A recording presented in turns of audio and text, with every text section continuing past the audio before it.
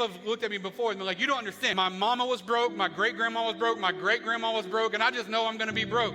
And some of the men would say, my father was an alcoholic, my grandfather was an alcoholic, my great-grandfather was an alcoholic, and I just know that there's this thing I'm going to have to deal with for the rest of my life. My kids are going to be this. My children are going to be that. My root system, where I come from, that angerness, that bitterness.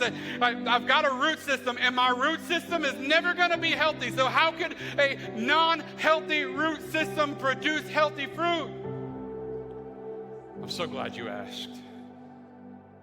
Because in farming, there's a thing called grafting. And what they would do in grafting is they would see a tree that maybe it used to produce fruit and it no longer produces fruit. And they would go and they would cut those branches off of the tree that's not producing. Then they would go to a healthy root system and they would take those branches and they would put a cut in the healthy tree and they'll graft those branches that can't produce fruit into the healthy tree and they would wrap it. And you know what? On the first day, it may not present anything.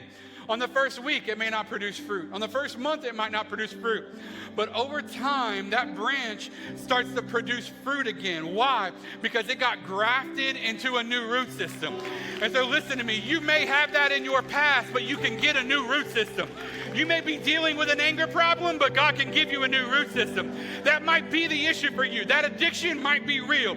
That problem might exist. You may have come from a difficult situation, but God can graft you into a new root system.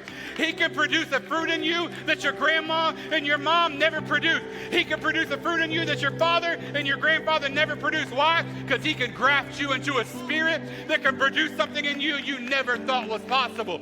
Because he's grafting you into a new root system.